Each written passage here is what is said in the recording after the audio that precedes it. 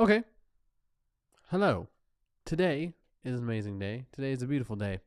And I hope you're having a great day as you're watching this, even if you're watching this after the fact. Um, I'm getting kind of a stuffy nose, and so I'm eating as many oranges and orange juice and vitamins as possible. Um, anyways, that's been my day. Today we are going to be talking with a friend of mine. Um, a colleague of mine, a co-choreographer, a director, a pioneer of industry. Yeah, not sure why it's called that, but no, she's a really sweet lady that I worked with this past Christmas time. Um, I was able to get because of my own personal style of the fact that I um go into different genres with my own style, like kind of in tow, right? I'm able to kind of get into a lot of different genres that I'm not fully trained in, but I bring something different that kind of elevates the performance. So this past Christmas, I was the villain because it was a ballet, but I am a hip hop dancer. So to add the evil character of the villain by also changing his like movement vocabulary is one, a beautiful idea. Two, it also gave me the opportunity to kind of explore like blending ballet, modern, and hip hop all together. So it was very fun. Um, my name is Joel Casanova, and this is the Beyond a Dance Talk Show. This talk show exists to help your dance journey be healthy, productive, and 100% yours. That is the whole mission of Beat Hunter Dance, which is my business. I'm the creator and founder of it. I usually say that before I say what the talk show is about, but here we are.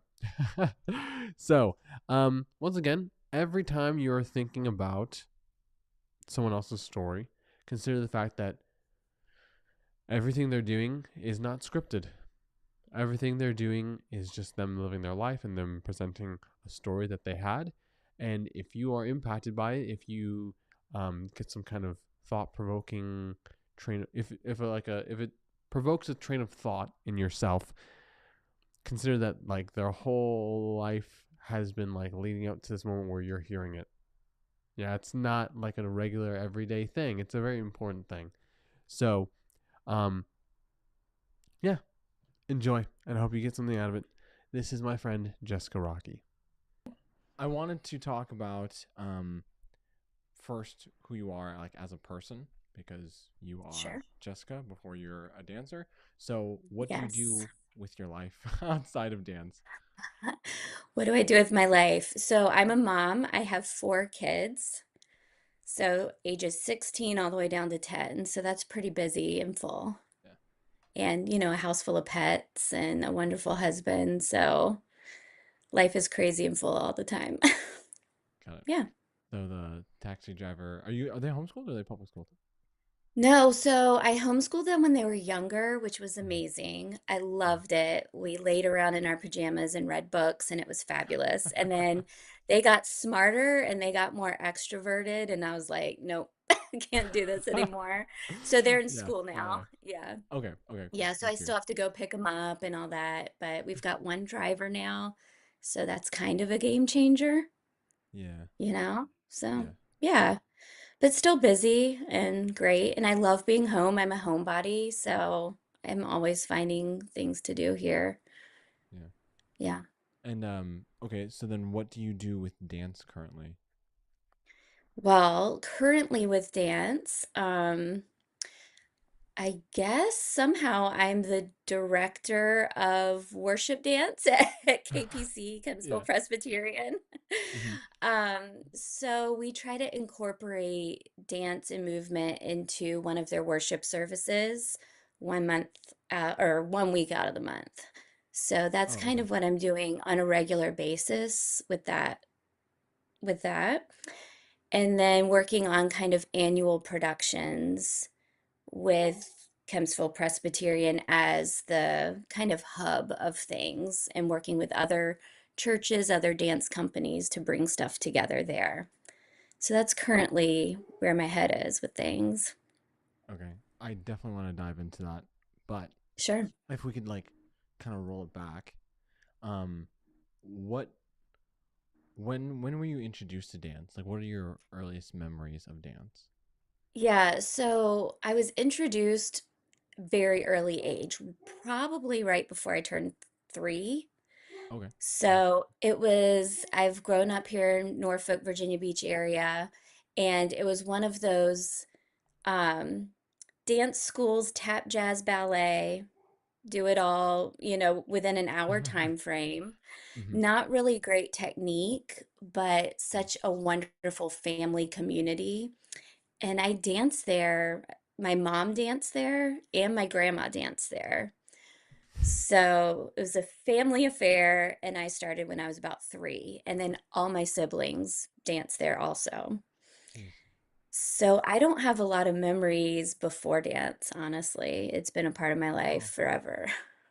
cool. Yeah, Cool, cool. I know. Was there ever a Yeah. point where you transferred out of that place? Was that like a different transition, or like maybe there was a So point I, where you? s- Yeah. I stayed there until I was in my 20s and Okay. until that teacher retired.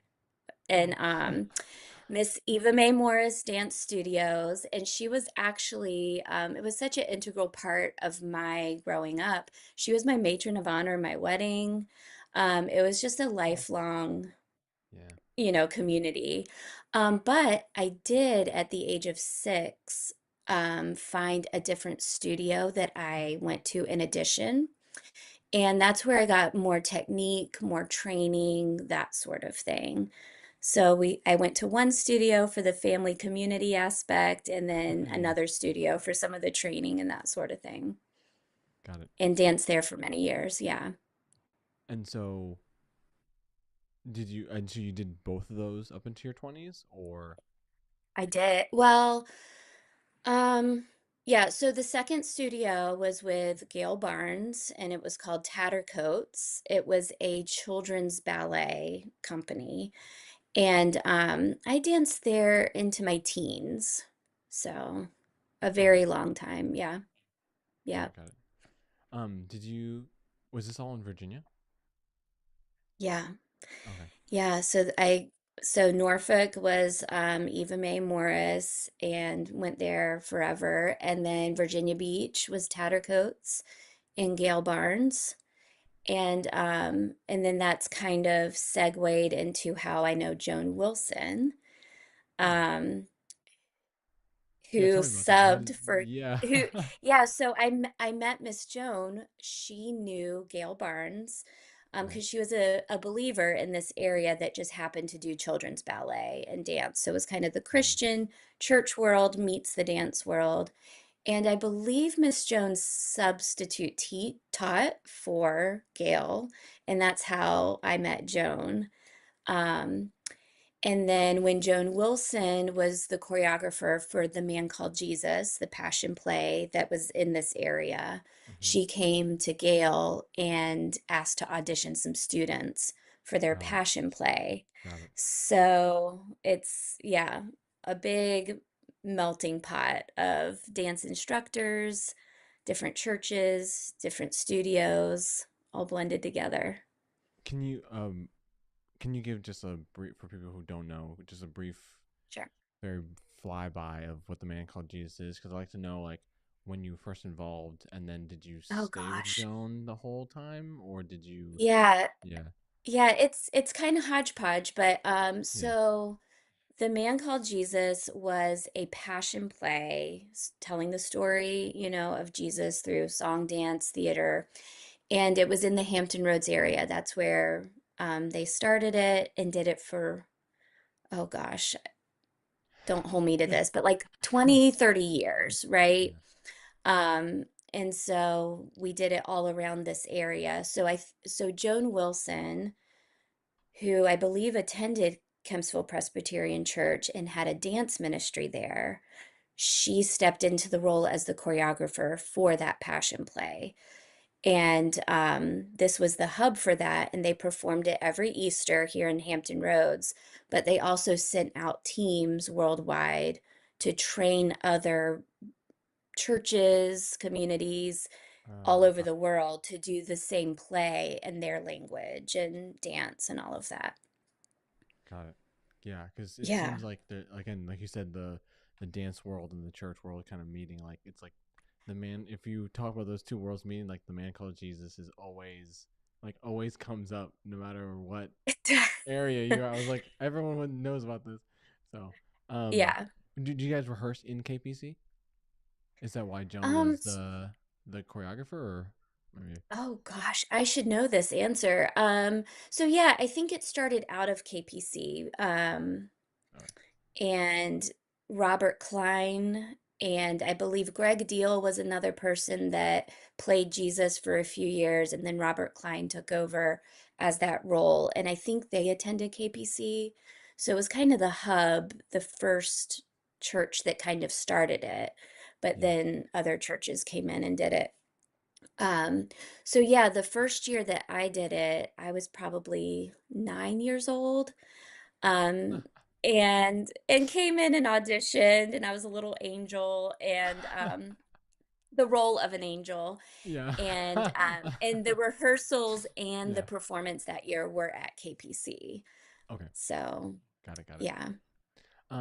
Is that the first time that you actually did a performance like involving your faith, or did you like combine? Like, was it Hmm. always combining?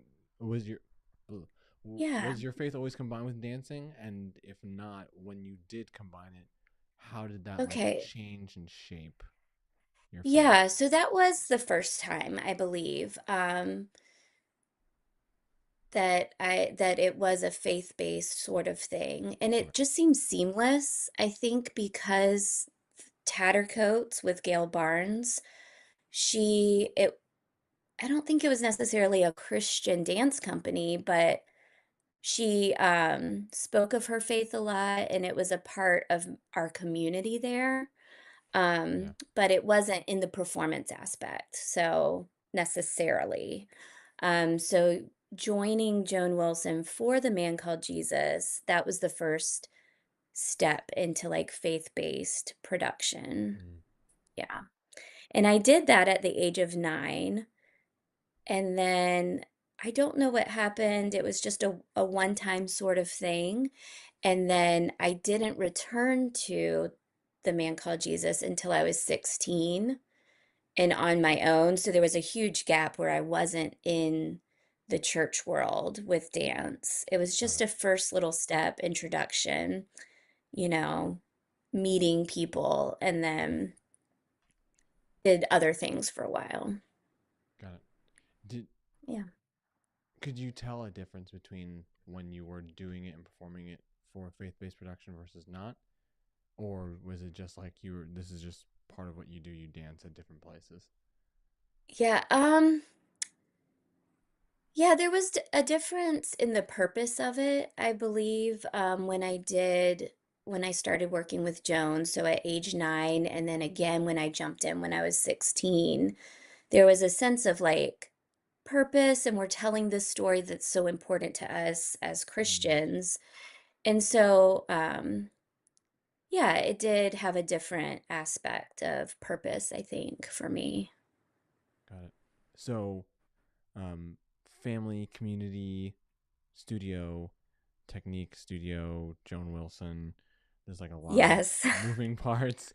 Um, who would you say, I guess, um, like if like one person that if you had not met them, your dance journey would have been totally different.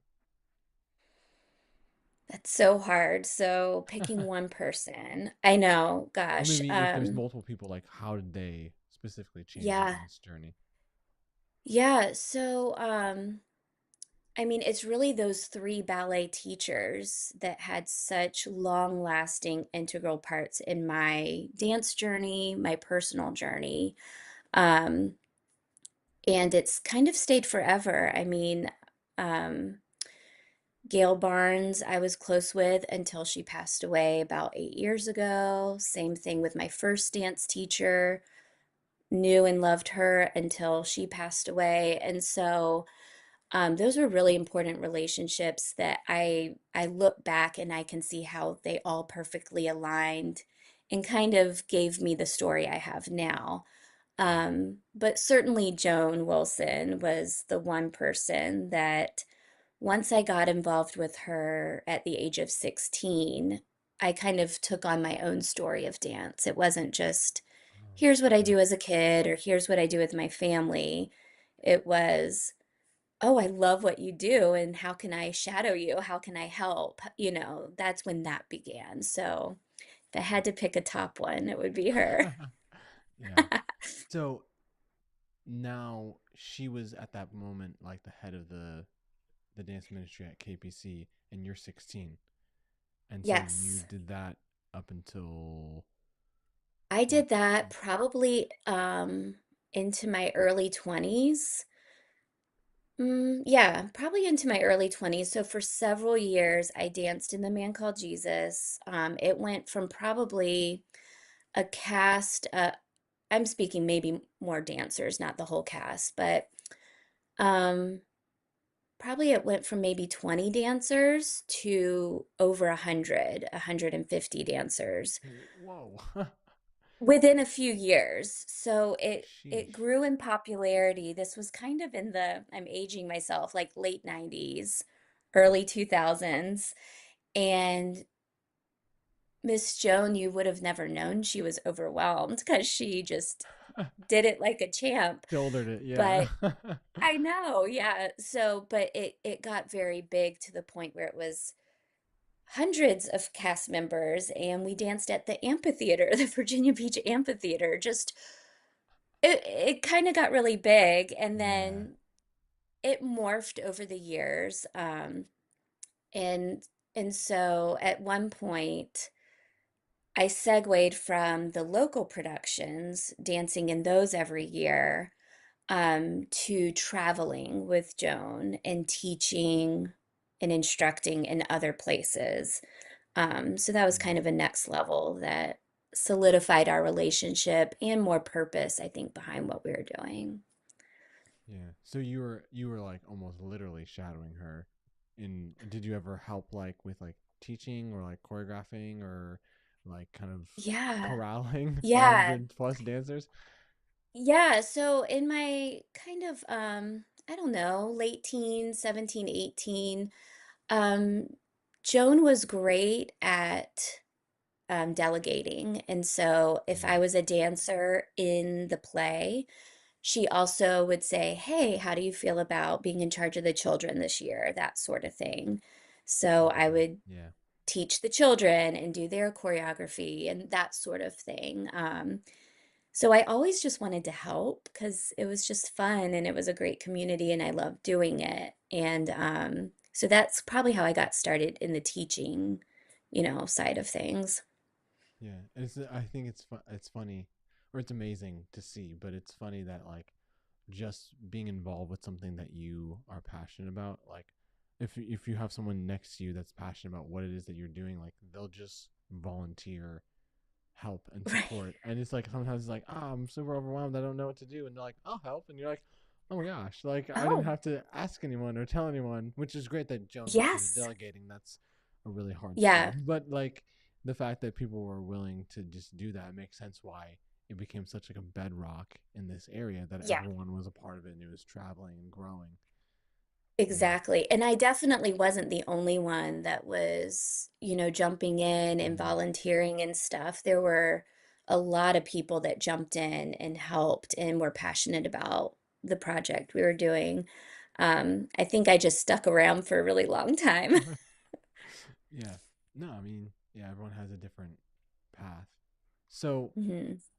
was there a gap between you not going and then well why don't you recount for me the story of like how you became the leader of the dance ministry at KBC when Joan was in charge Sure. of it, like how did that transpire? Yeah. Um, So it was years and years that I just kind of shadowed her. We traveled together. We traveled to the Middle East a little bit. Um, we traveled to Russia, to Siberia together. And I know That's it was wild. great. I know it was wonderful and such a great opportunity to teach and instruct dance in another world, where we didn't speak the same language. And it was just, I just felt amazed at all the opportunities I had, really. Like, I was just excited to be a part of it all. Um, there was a gap because after I was in the play for a few years, several years, and then traveled a bit, I had a back injury where I just had to Mhm. stop dancing for a little bit of time and have some surgeries and that sort of thing. So there was a gap, not in relationship, but just in my availability and how I Yeah. could participate, that sort of thing. And then I got married in 2006, and we had children pretty close together. So I wasn't as involved in the dance aspect and Yeah. traveling during that time frame. Yes. Yeah, naturally. Yeah. I mean, But always kept up as far as relationally and involvement and that sort of thing. And then I think I went to see one of the last years that they did the Passion Play, The Man Called Jesus, and my kids were a little older, maybe 5, 4, and 2, something like that.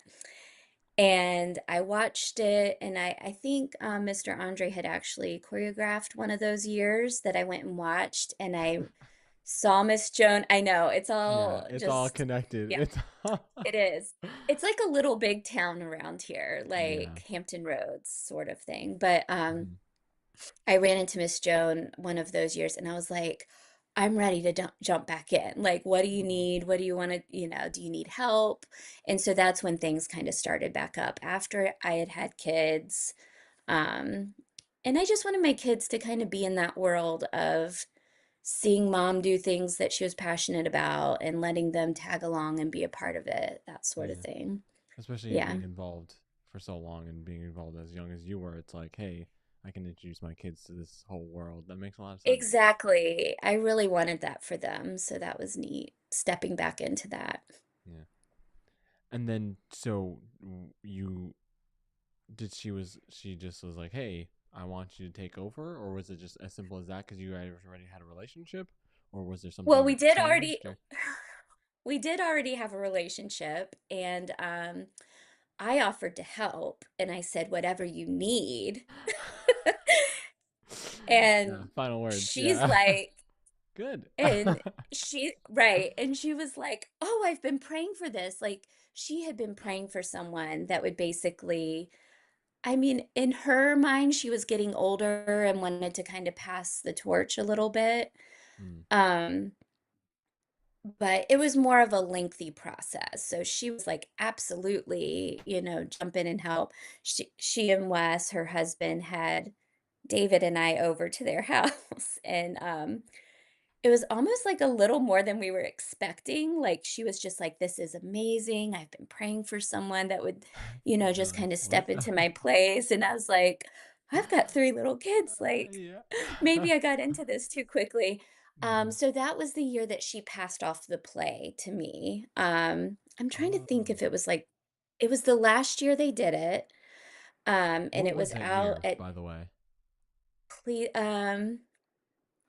okay, 20, my daughter, maybe 2014, 2013, Okay, maybe. that makes sense. Okay, Okay. because I 'Cause moved to Virginia from Texas December 2014. So my first full year here okay. was 2015, and it was still kind of fresh on Okay. people's minds, and it was still keep coming up. But it was like oh yeah, that thing that just ended, We used and I to. was like, when? What Yes. is this thing? And I keep hearing about it like years later. So that makes a lot of Yes. sense. Yes. And so I kind of had this complex like the last year that I did it. We did it at the Deep Creek New Life.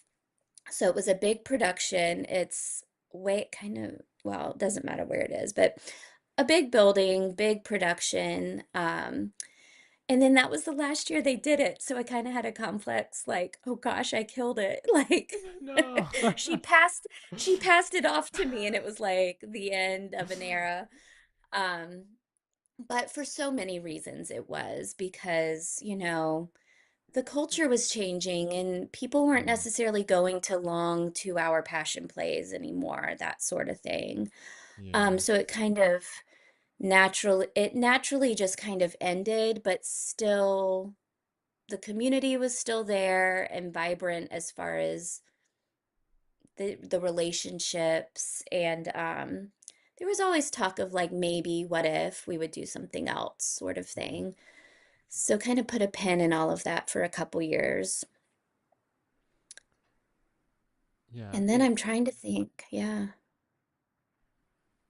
Yeah, it did segue after that. So that's when Robert Klein, who played the role of Jesus for a very long time, he attended KPC. And maybe a few years after that, he retired from his regular 9 to 5 job. And he started dreaming up these productions that he wanted to do in the church. Um, and so that's how I kind of got back on board with, okay, I took over for Joan for the play as choreographer, but that was only for a year and then it kind of paused. And then Robert started, bringing these productions to us. Like, I'd really love to do this Exodus story for Easter. Or he did a Narnia presentation around Christmas time one year. And so that's when she was the choreographer always. So Robert would go to her and say, "Can you do this?" And that's when she was like, I don't know if I can do this, but here's Jessica." Like she would love. So that's where Yeah, yeah. things Have you kind of considered came my into servant Job? right, exactly. Yeah. So it was a couple years like of Miss Joan just kind of passing it straight to me. And Mm, then I would work with Robert, and sometimes I had to pass on certain things so other people would jump in.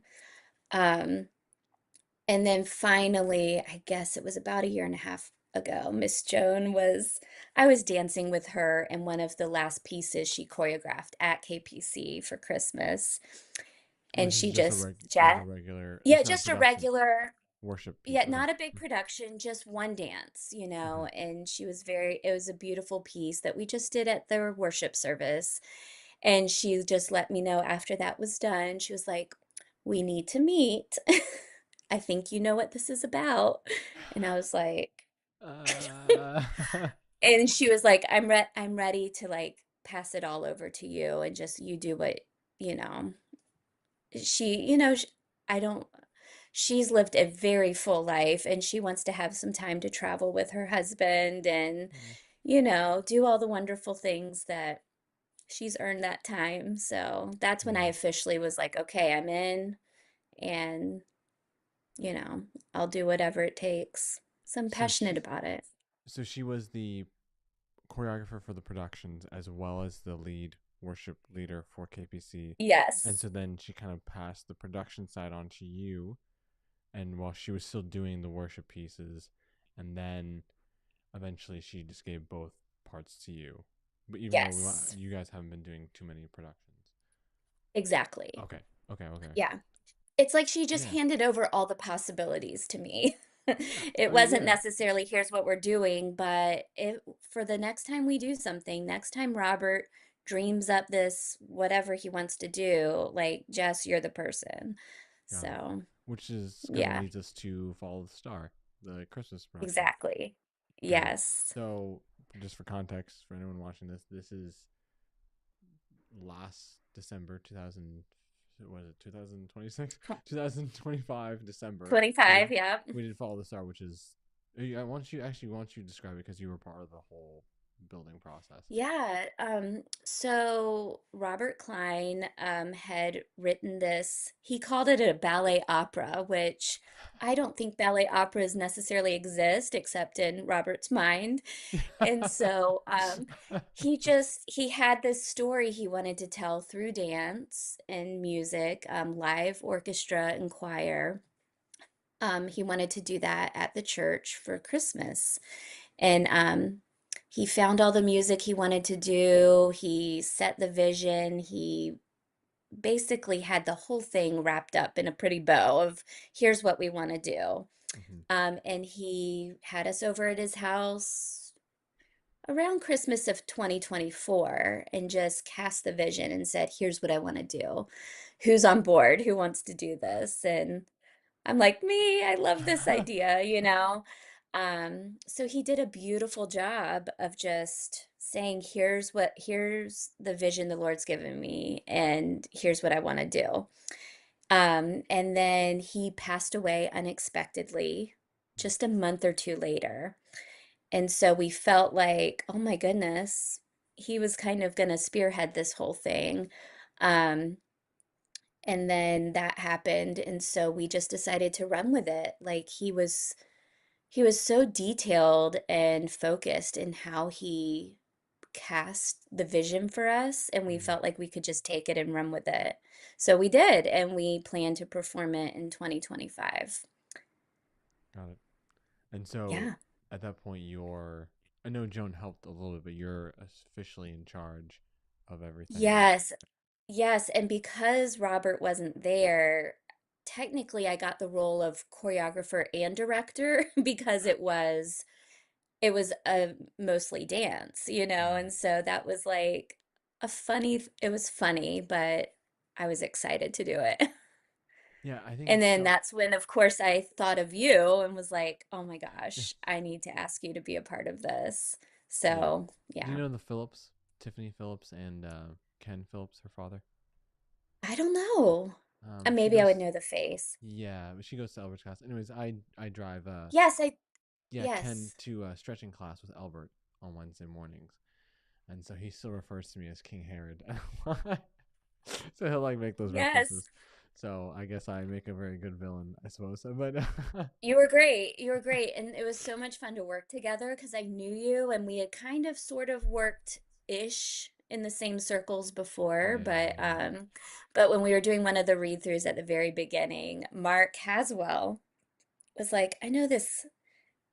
He was the he was the administrator and he sang yeah, in the mhm. choir, tall Yeah. guy. I just know him as Mark. I don't know. I didn't know his last name. Yes. Yeah, yeah. So he's the one that was like, "Oh, I think someone would be, I know this guy that would be great for Herod." And Oh. I was like, "I know a guy that would be great for Herod." And we were both talking about you without realizing it. So, That's so funny. I don't even know how Mark yeah. knows me outside of Follow the Maybe Star. maybe through King's Players, maybe he had just, have Oh you done that? yes, yes. He. I did. Okay. I was a choreographer for one of the shows, and then I also was doing some of the workshops. I think he came Okay. to both. Um, Okay. yeah, that makes sense because I Yeah, so know you've maybe made he's a on the name for board. yourself. Yes. Apparently, yeah.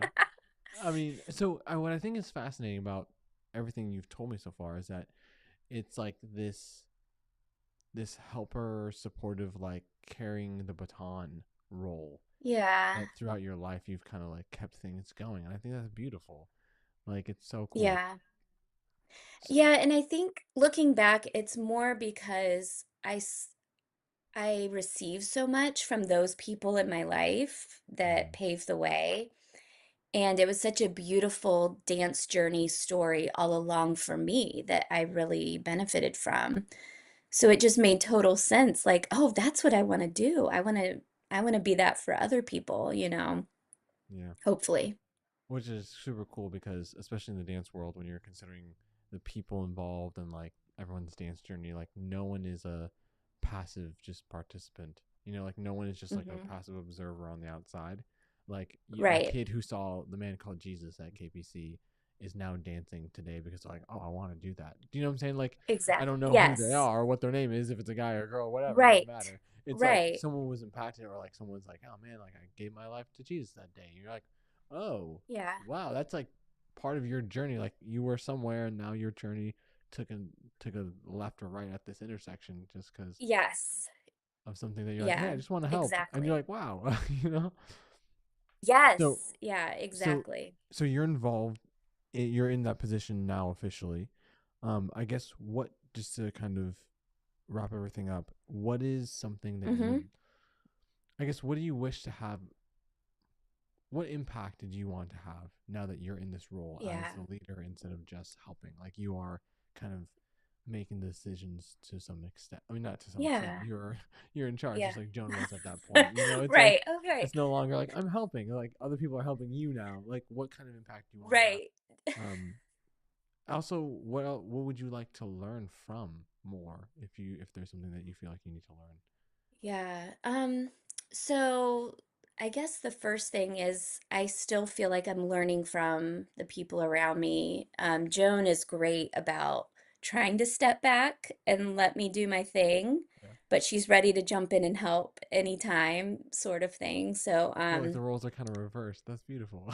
yeah, this was the Yeah. first year that it was really reversed in that way, and still learning from her because it's not like, oh, I'm in charge now. Like she's still ahead of me in the grand Mm, scheme of things. And so I'm even learning how to finish well, how to age gracefully, how to pass it on to someone else, how to train up the next generation. So she's still teaching me that, even though she's kind of wow. passed the dance portion of it off to me.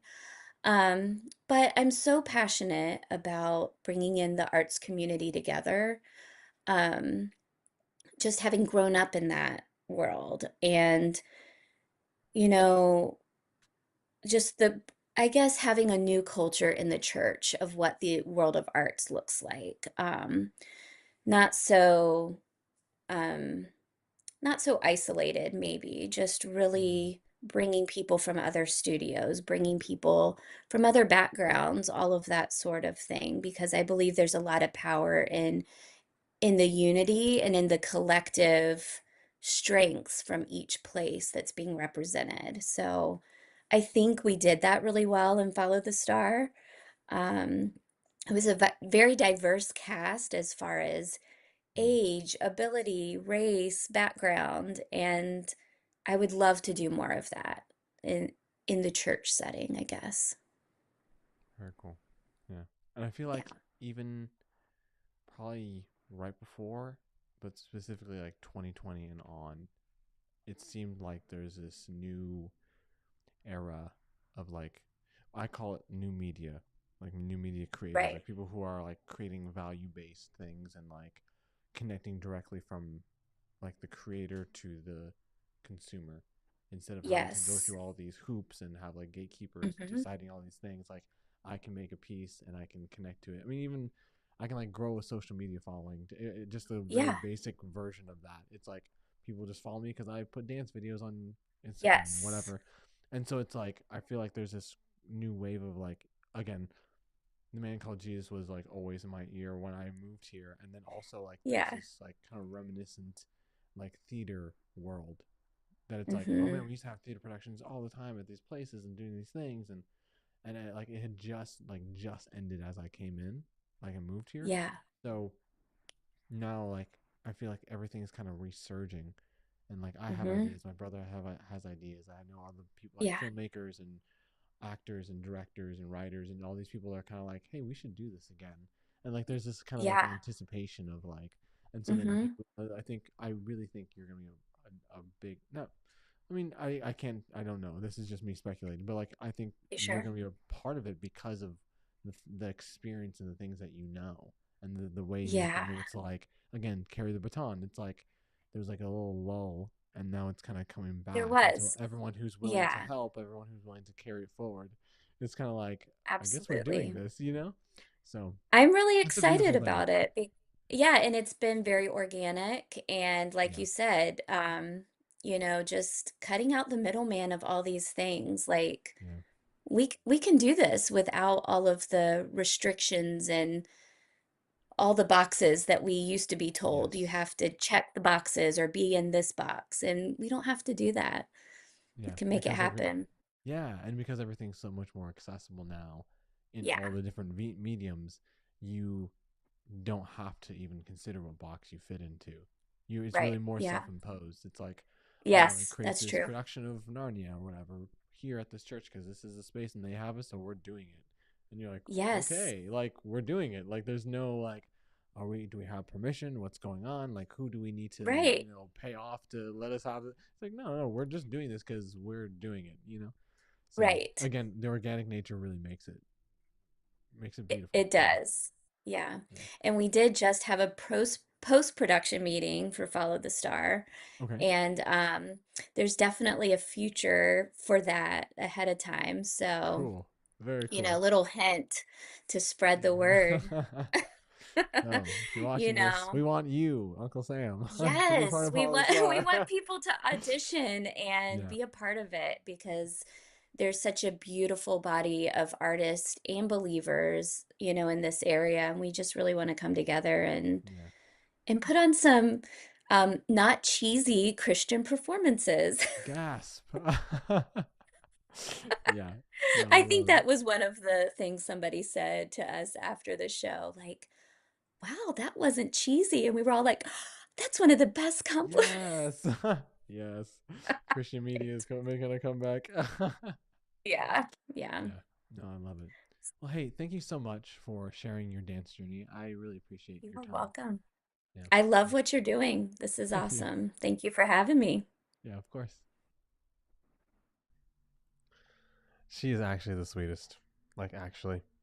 Um yeah, so one of the themes I think that can really be taken away from what I like having seen the conversation again, um what I found is like almost every dance journey, I'm sure there's exceptions, but almost every dance journey that I've noticed has you or someone else being a part of someone else's thing, right? So if like I interviewed students of mine or I'm teaching some of my students tonight, part of their dance journey is going to these classes by this guy named Joel Casanova who runs this thing called Beat Hunter Dance. Do you know what I mean? So it's like, oh, this is part of her dance journey coming alongside of this thing that was already created called The Man Called Jesus. Or, someone else like the very, very first interviewee that I had, or the very first conversation I had with Kiana, she went to Cayman and she had an instructor and then she started teaching people on a parking lot garage. So it's like there's these things that we come alongside of, and so it's super important to remember that anytime you come alongside something or you like join someone or some kind of organization, that's still part of your dance journey. That you're like a living organism that's attaching to this thing. So it's not like you just become like an inanimate object that's used by this bigger overarching group.